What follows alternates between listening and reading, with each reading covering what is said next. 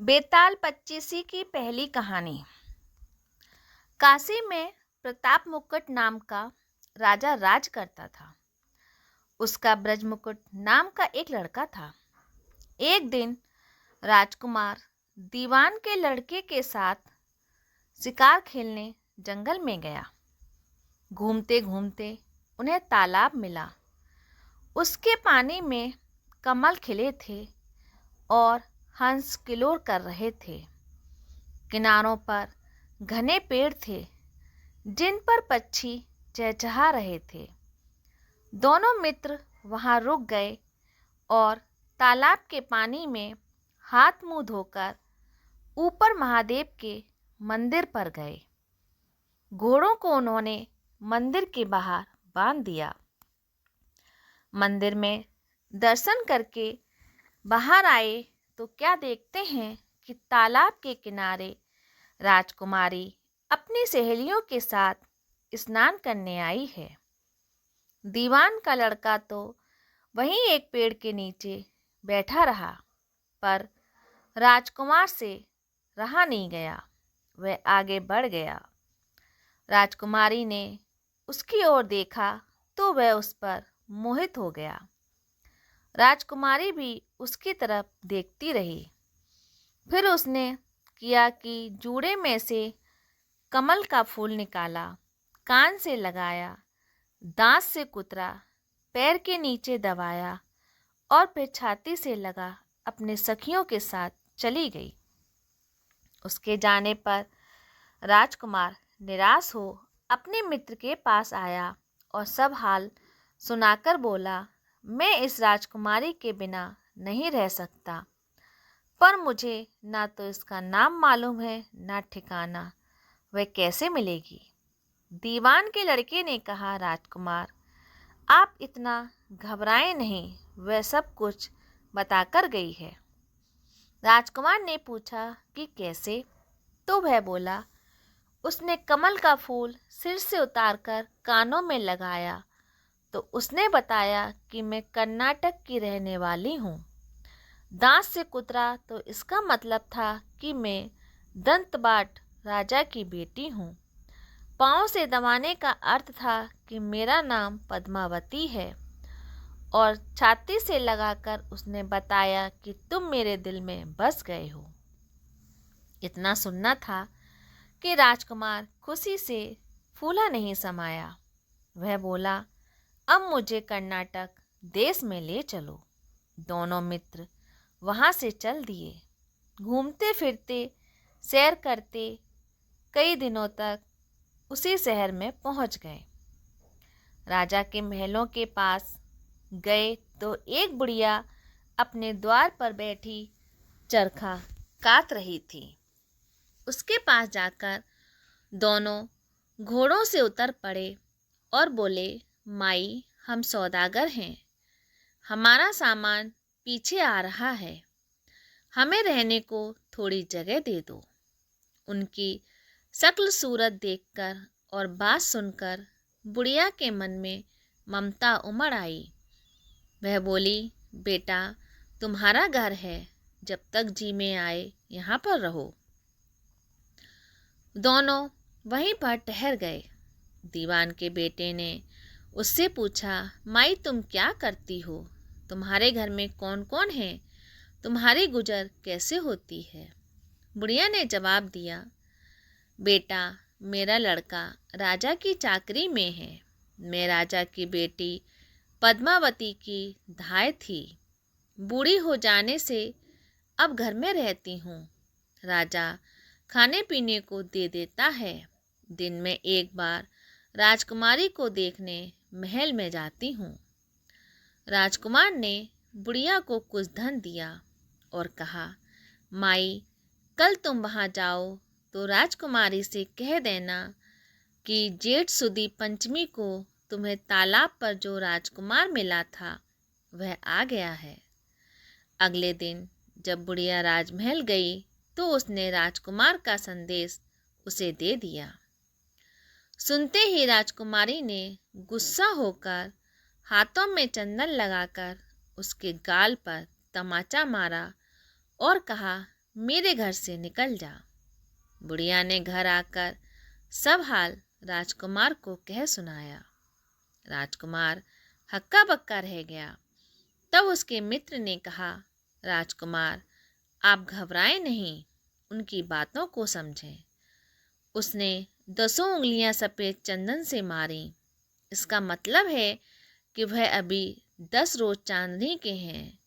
उनके बीतने पर मैं अंधेरी रात में मिलूंगी।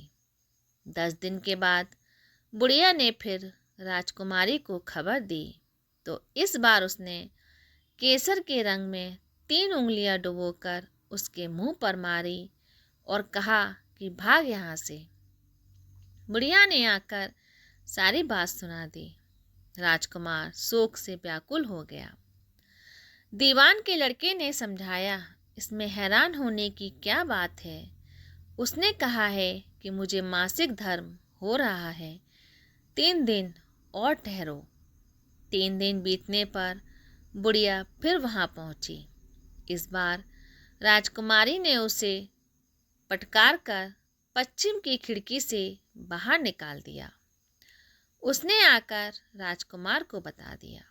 सुनकर दीवान का लड़का बोला, मित्र, उसने आज रात को तुम्हें उस खिड़की की राह में बुलाया है। मारे खुशी के राजकुमार उछल पड़ा। समय आने पर उसने बुढ़िया की पोशाक पहनी, इत्र लगाया, हथियार बांधे। दोपहर रात बीतने पर वह महल में जा पहुंचा और खिड़की में से होकर अंदर पहुंच गया। राजकुमारी वहां तैयार खड़ी थी। वह उसे भीतर ले गई। महल के अंदर देखकर राजकुमार की आंखें खुल गईं। एक से एक बढ़कर चीजें थीं। रात भर राजकुमार राजकुमारी के साथ रहा। जैसे ही दिन निकलने को आया कि उसने उसे छुपा दिया। रात को फिर बाहर निकाल लिया। इस तरह कई दिन बीत गए। अचानक एक दिन राजकुमार को अपने मित्र की याद आई। उसे चिंता हुई कि पता नहीं उसका क्या हुआ होगा। उदास देखकर राजकुमारी ने उससे कारण पूछा तो उसने बता दिया। बोला, वह मेरा बड़ा प्यारा दोस्त है, बड़ा चतुर है। उसकी होशियारी से ही तुम मुझे मिली हो।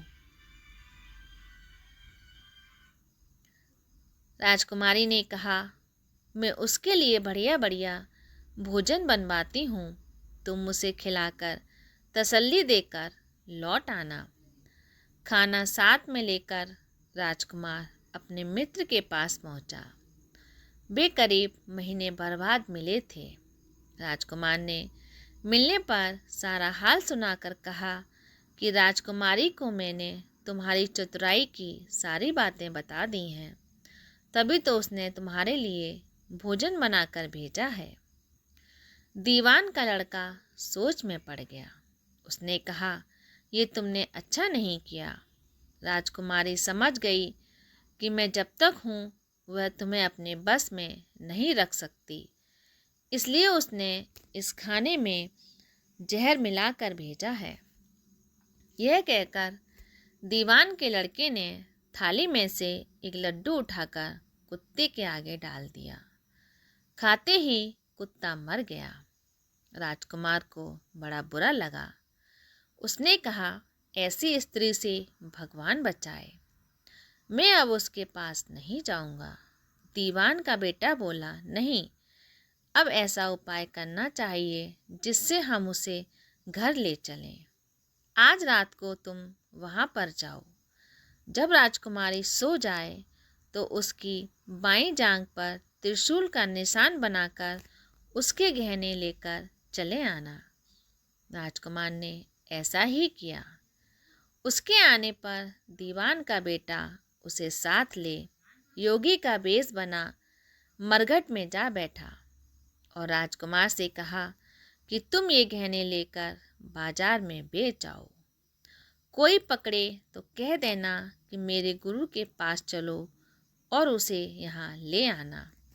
राजकुमार गहने लेकर शहर गया और महल के पास एक सुनार को उन्हें दिखाया। देखते ही सुनार ने उन्हें पहचान लिया और कोतवाल के पास ले गया। कोतवाल ने पूछा तो उसने कह दिया कि यह मेरे गुरु ने मुझे दिया है। गुरु को भी पकड़वा लिया गया। सब राजा के सामने पहुंच गए। राजा ने पूछा, योगी महाराज, ये गहने आपको कहाँ से मिले? योगी बने दीवान के बेटे ने कहा, महाराज, मैं मसान में काली चौदस को डाकनी मंत्र सिद्ध कर रहा था कि डाकनी आई। मैंने उसके गहने उतार लिए और उसकी बाईं जांघ में त्रिशूल का निशान बना दिया। इतना सुनकर राजा महल में गया और उसने रानी से कहा कि पद्मावती की बाईं जांघ पर देखो कि त्रिशूल का निशान तो नहीं है। रानी देखा तो वहाँ पर था। राजा को बड़ा दुख हुआ। बाहर आकर वह योगी को एक और ले जाकर बोला, महाराज, धर्मशास्त्र में खोटी स्त्रियों के लिए क्या दंड है? योगी ने जवाब दिया, राजन, ब्राह्मण, गऊ, स्त्री, लड़का और अपने आश्रय में रहने वाले से कोई खोटा काम हो जाए तो उसे देश निकाला दे देना चाहिए। यह सुनकर राजा ने पद्मावती को डोली में बिठाकर जंगल में छुड़वा दिया। राजकुमार और दीवान का बेटा तो ताक में बैठे ही थे। राजकुमारी को अकेले पाकर साथ ले अपने नगर में लौट आए और आनंद से रहने लगे। इतनी बात सुनाकर बेताल बोला, राजन, यह बताओ कि पाप किसको लगा है? राजा ने कहा, पाप तो राजा को लगा। दीवान के बेटे ने अपने स्वामी का काम किया। कोतवाल ने राजा का कहना माना और राजकुमार ने अपना मनोरथ सिद्ध किया। राजा ने पाप किया जो बिना विचारे उसे देश निकाला दे दिया। राजा का इतना कहना था कि बेताल उसी पेड़ पर जा लटका। राजा वापस गया और बेताल को लेकर चल दिया। बेताल बोला, राजन, सुनो, एक और कहानी सुनाता हूँ। बेताल की अगली कहानी अगले भाग में सुनिए।